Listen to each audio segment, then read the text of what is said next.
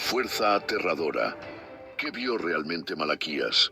¿Por qué su advertencia se conecta de... ¿Te has preguntado por qué parece que el mundo se está desmoronando justo frente a nuestros ojos? ¿Por qué hay tanta corrupción incluso dentro de los templos? Tanta frialdad en el alma del pueblo y un silencio abrumador cuando más necesitamos respuestas divinas. Lo que muchos ignoran es que todo esto ya fue anunciado hace más de 2000 años por un profeta olvidado por muchos, pero crucial para comprender los tiempos actuales, Malaquías. Su mensaje fue el último eco de la voz de Dios antes de 4 siglos de silencio. Y hoy su eco vuelve a resonar con fuerza aterradora. ¿Qué vio realmente Malaquías? ¿Por qué su advertencia se conecta de forma tan precisa con lo que está ocurriendo ahora? Este video no es una simple historia bíblica, es un llamado urgente a abrir los ojos, porque lo que él profetizó está sucediendo ahora. Bienvenidos a Principios que Transforman, el canal donde exploramos las raíces profundas de la palabra de Dios con una mirada reveladora y transformadora. Hoy te guiaremos por una travesía impactante a través del mensaje del último profeta del Antiguo Testamento, Malaquías. Este no fue un profeta cualquiera. Fue el portador de una advertencia tan poderosa que después de él, el cielo guardó silencio por 400 años. ¿Qué mensaje tan contundente pudo haber provocado ese silencio? ¿Qué conexión hay entre sus palabras y los signos del fin que vemos hoy en día? Si alguna vez sentiste que vivimos tiempos de confusión, oscuridad espiritual y decadencia moral, este mensaje es para ti. A lo largo de este video, descubrirás cómo la corrupción de los líderes religiosos, la frialdad del pueblo y la esperanza en la venida del Mesías no son temas del pasado, sino espejos proféticos del presente. ¿Estás listo para abrir tu espíritu a esta revelación? Entonces, suscríbete ahora y acompáñanos hasta el final. Lo que vas a escuchar puede cambiar para siempre la forma en que ves la historia. Y tu propio destino. Malaquías no fue un profeta común. Su aparición en la escena bíblica marcó el fin de una era y el preludio de un largo y denso silencio divino que duraría 4 siglos. No hubo más mensajes del cielo, no hubo visiones, ni ángeles, ni palabra directa a Israel hasta el nacimiento de Juan el Bautista. Pero antes de ese vacío, Dios habló una última vez, y lo hizo con fuerza, a través de la voz de Malaquías. Su nombre, que significa mi mensajero, ya anticipa el peso de su misión. Ser el último faro en medio de una noche espiritual que estaba por comenzar. Su libro, aunque breve, está cargado de fuego profético, dolor, esperanza y advertencia. En cada línea resuena el eco de un Dios que clama: regresen a mí y yo regresaré a ustedes. Malaquías 3:7. Malaquías habló en una época en que el pueblo de Israel había regresado del exilio en Babilonia, reconstruido su templo y restablecido el culto. Pero algo estaba roto por dentro. Lo exterior parecía estar en orden, pero en el corazón del pueblo habitaba la tibieza, la indiferencia, la rutina religiosa sin temor ni pasión. Los sacerdotes, en lugar de ser guardianes de la santidad, se habían vuelto cómplices de la corrupción. Ofrecían sacrificios defectuosos, despreciaban el altar y enseñaban sin integridad. Malaquías no cayó. Con valentía denunció: vosotros habéis hecho tropezar a muchos en la ley. Malaquías 2:8. Fue una confrontación directa, valiente, profética. Una que resonaría más allá de su tiempo. Este mensaje no era solo para aquel entonces. Malaquías hablaba también para nosotros. ¿Acaso no vivimos tiempos donde los templos están llenos, pero los corazones vacíos? Donde hay multitudes que cantan alabanzas, pero viven sin temor de Dios. Las palabras del profeta atraviesan el tiempo. ¿Dónde está el honor que me deben? Malaquías 1:6. Esta pregunta, pronunciada por Dios mismo, resuena hoy en iglesias, en hogares, en almas. ¿Hemos convertido la fe en una rutina? ¿Hemos olvidado la reverencia? Malaquías no vino a entretener, vino a despertar. Lo que hace su mensaje aún más poderoso es que no fue una profecía en abstracto. Malaquías anunció hechos concretos, visibles. Habló de un mensajero que prepararía el camino del Señor, una voz que clamaría en el desierto, siglos antes de que Juan el Bautista naciera. Habló del Señor que vendría de repente a su templo, refiriéndose al Mesías. Pero no solo profetizó la primera venida. También habló de un juicio futuro, de un día ardiente como un horno, Malaquías 4:1, donde los soberbios serían como paja. En su mensaje se encuentran las dos venidas de Cristo, la del Salvador humilde y la del Rey y Juez glorioso que aún esperamos. Y quizás el detalle más estremecedor de todo esto es lo que ocurrió después. Luego del último versículo de Malaquías, el cielo guardó silencio. 400 años de espera, de incertidumbre, de búsqueda. Es como si Dios hubiera dicho, ya hablé, el próximo que escucharán será el cumplimiento de lo que acabo de decirles. Y ese silencio es tan profético como las palabras mismas. ¿Por qué ese intervalo? ¿Qué significa ese silencio en nuestra vida espiritual? ¿Estamos nosotros hoy también en un tiempo de silencio divino? Porque si lo estamos, tal vez sea porque ya hemos recibido el mensaje y no lo hemos obedecido. Para entender la gravedad del mensaje de Malaquías, es fundamental observar a quienes iba dirigido, los sacerdotes. Estos hombres no eran simples funcionarios religiosos, eran los intermediarios entre el pueblo y Dios, encargados de preservar la santidad del templo y enseñar la ley. Pero había ocurrido algo devastador. El altar había sido profanado no por enemigos externos, sino por manos consagradas. El profeta declara con firmeza, vosotros despreciáis mi nombre, ofrecéis sobre mi altar pan inmundo. Malaquías 1:6-7. No se trataba solo de ofrendas defectuosas, sino de corazones corruptos que habían perdido el temor de Dios. Aquello que debía ser santo se convirtió en rutina vacía, en acto sin alma. El fuego del altar, que representaba la presencia y aceptación divina, se apagaba lentamente bajo la sombra de la hipocresía religiosa.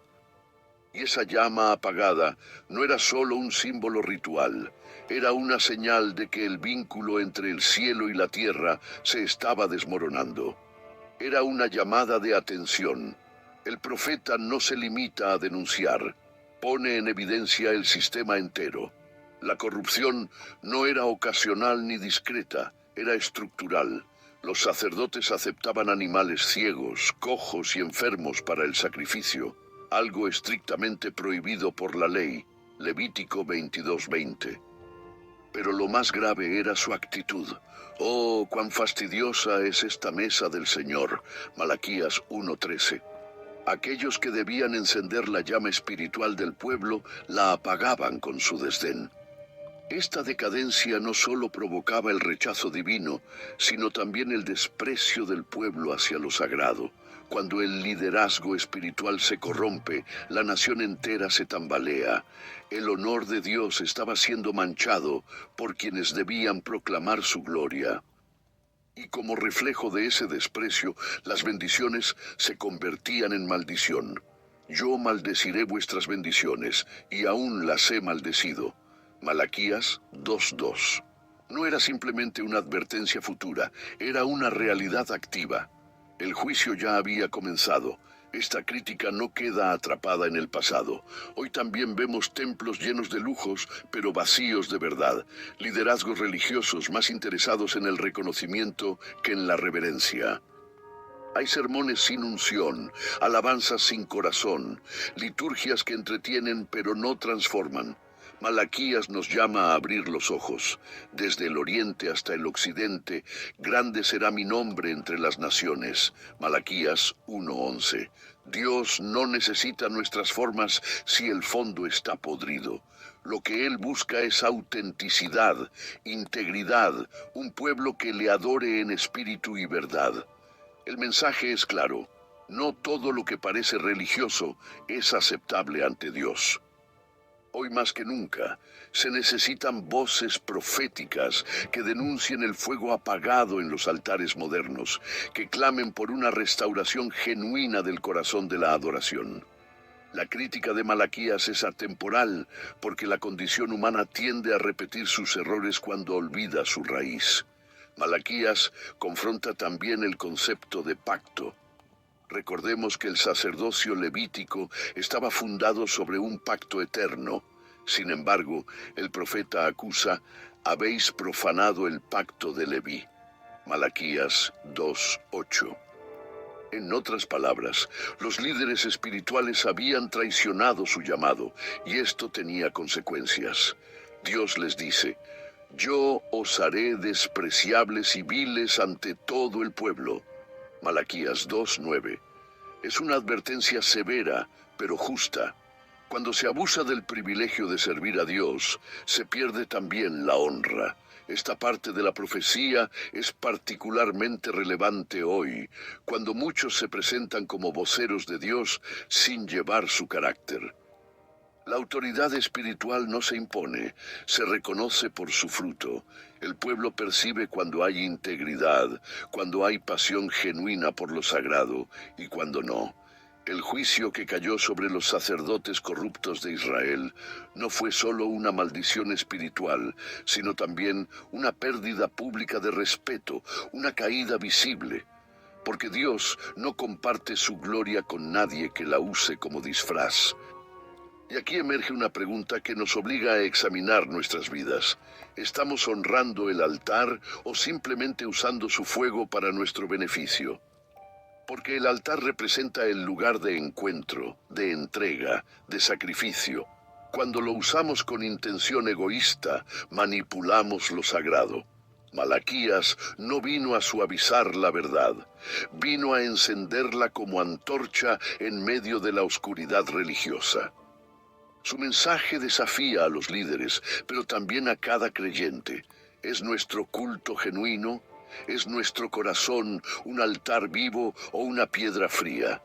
Nuestra adoración nace del amor o de la costumbre, porque de la condición del altar depende la gloria que desciende. Si el altar está apagado, el cielo también lo estará. Pero si el altar vuelve a arder, si el fuego del arrepentimiento, de la reverencia, de la santidad se reaviva, entonces quizás, solo quizás, el cielo volverá a hablar. Ever feel like your rent is just paying your landlord's mortgage? Might as well build some credit by reporting them for free. Y eso es precisamente lo que Malaquías anunciaría en su siguiente proclamación. El libro de Malaquías no solo expone la corrupción sacerdotal, también revela una profunda herida entre Dios y su pueblo. Una relación que, aunque debía estar fundada en pacto y amor, estaba fracturada por la infidelidad. ¿No tenemos todos un mismo Padre? ¿No nos creó un mismo Dios?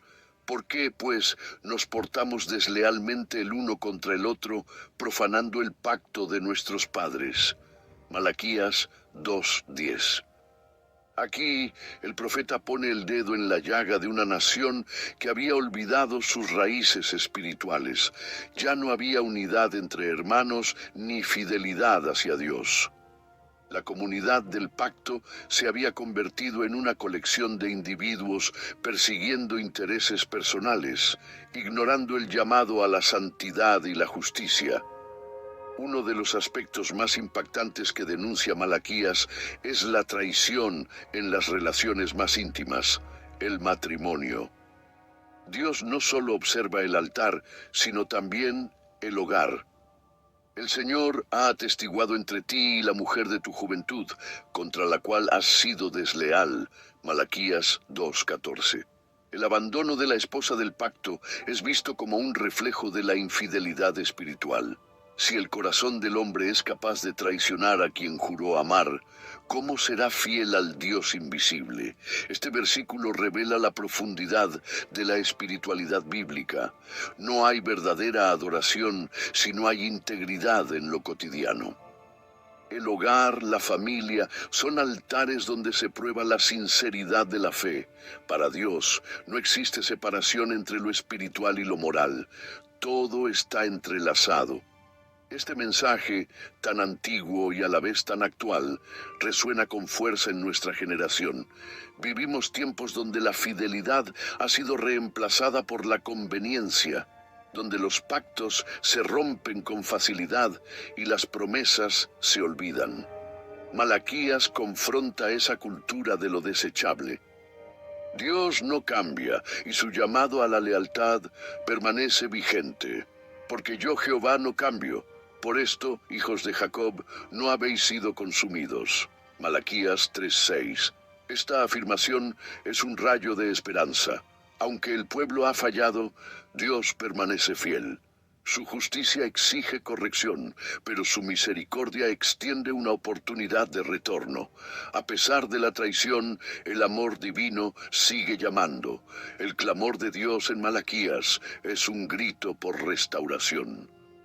No es el enojo de un juez cruel, sino la tristeza de un padre traicionado.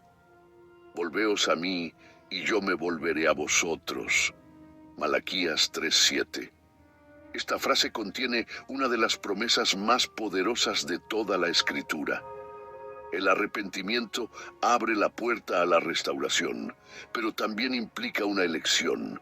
Malaquías no fuerza, no obliga, llama, exhorta, suplica.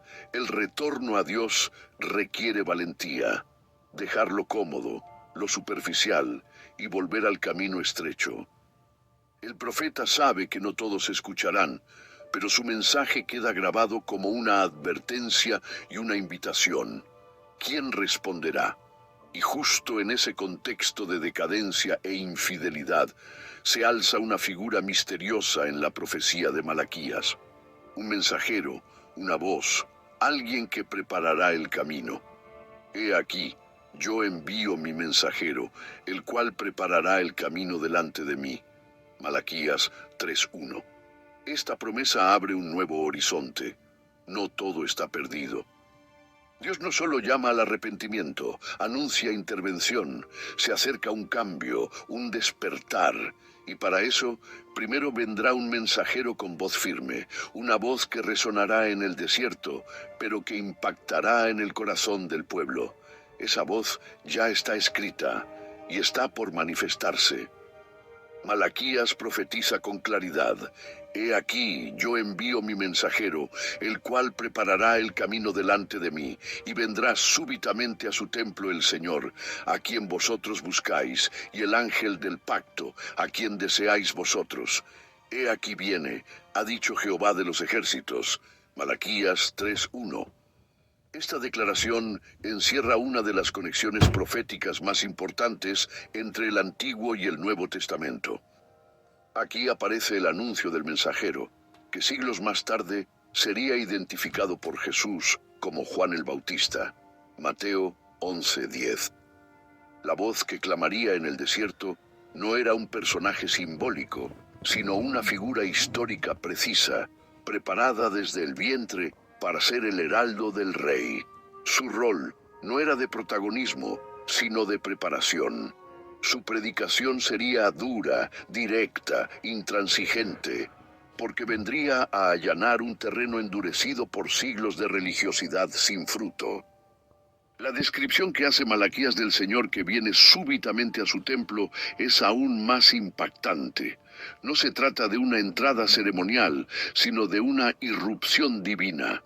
El Mesías no sería anunciado por trompetas reales, sino por un profeta vestido de piel de camello, con una dieta de langostas y miel silvestre, clamando a orillas del Jordán.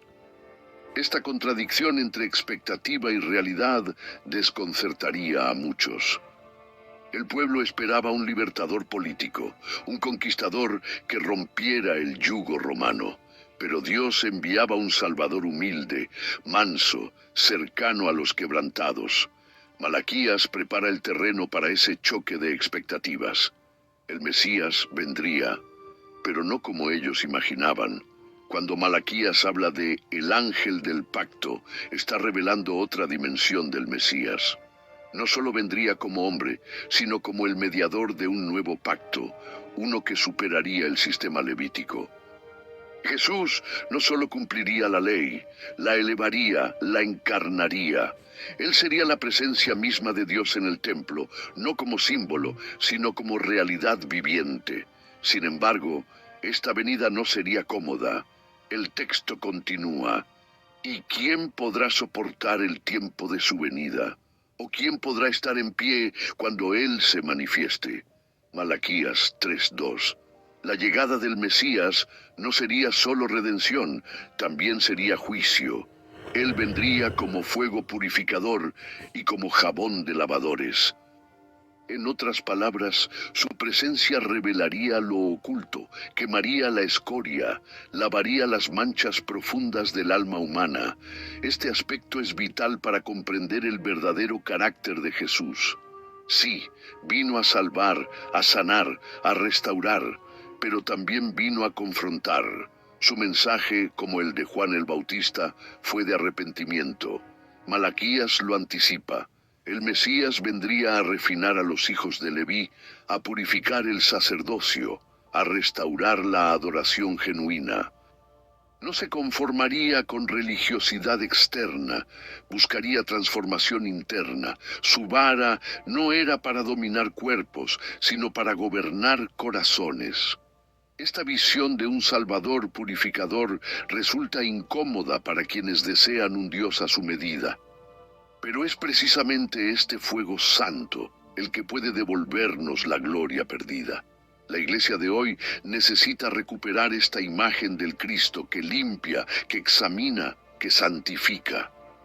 Y entonces surge una esperanza entre la dureza del mensaje, y volverán a ofrecer al Señor ofrenda en justicia. Malaquías 3:3. Esto significa que el proceso de purificación no es para destrucción, sino para restauración. El juicio no es el fin, sino el medio para un nuevo comienzo. Malaquías anuncia que después del mensajero, después del fuego, habrá una generación redimida, un sacerdocio restaurado, un pueblo que honre de verdad el nombre de Dios.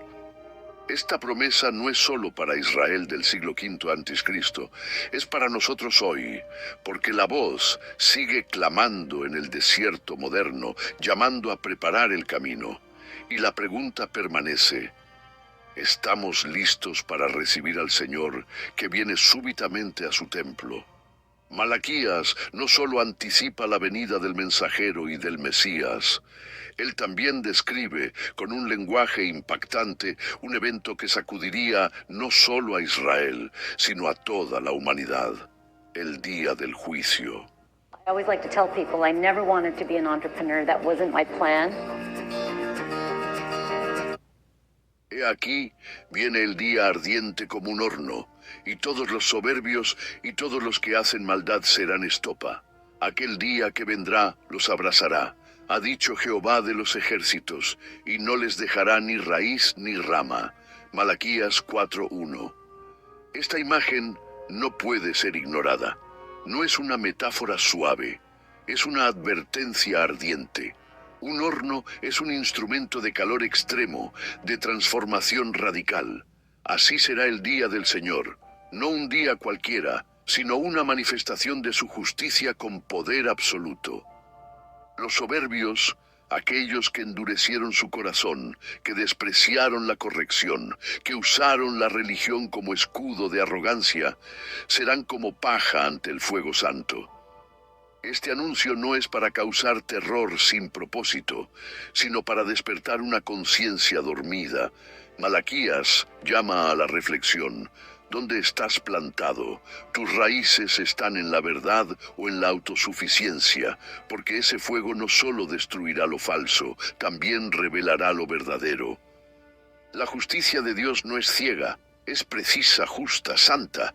Y lo más estremecedor es que el día del juicio no es un castigo caprichoso, sino la culminación lógica de una vida vivida sin temor de Dios. Malaquías lo dice con claridad: no les quedará ni raíz ni rama. Es decir, no habrá continuidad, no habrá legado, no habrá fruto eterno para aquellos que vivieron solo para sí. El fuego del juicio es la gran rectificación de la historia, donde cada acto será pesado en la balanza divina. Pero dentro de este mensaje de juicio también hay una luz brillante para los fieles. Mas a vosotros, los que teméis mi nombre, nacerá el sol de justicia, y en sus alas traerá salvación. Malaquías 4:2. ¡Qué contraste glorioso! Mientras el juicio abraza a los impíos, los que temen al Señor verán un nuevo amanecer. El sol de justicia es una de las imágenes más bellas de toda la Escritura. Representa a Cristo como la luz que disipa la oscuridad, como el cumplimiento de todas las promesas, como la fuente de salvación verdadera. El sol no solo ilumina, también calienta, da vida, transforma. Así será la venida del Mesías para los que esperan en él. No fuego que destruye, sino fuego que vivifica. Y sus alas, símbolo de cobertura y consuelo, traerán sanidad a los corazones heridos por años de silencio y dolor. Este versículo también contiene una promesa de restauración activa: y saldréis y saltaréis como becerros de la manada. Malaquías 4:2b. No es una imagen religiosa estática, sino una celebración desbordante. El gozo de los redimidos no será una emoción pasajera, sino una experiencia de libertad total. Después del juicio vendrá la danza, después del fuego vendrá el renuevo. Esta es la esencia del mensaje de Malaquías. La justicia de Dios no solo corrige, también restaura. Y eso debería llenar nuestro corazón de esperanza, porque si bien el mensaje comienza con denuncia, no termina en condenación, sino en redención. Aquellos que temen al Señor, no por temor esclavizante, sino por reverencia amorosa, serán parte de esta promesa gloriosa. Y justo después de esta promesa, Malaquías vuelve a mencionar al mensajero final: He aquí, yo os envío al profeta Elías antes que venga el día de Jehová, grande y terrible. Malaquías 4:5. Esta figura, que Jesús identifica como Juan el Bautista en Mateo 17:12-13, simboliza el espíritu profético que llama al arrepentimiento antes del juicio.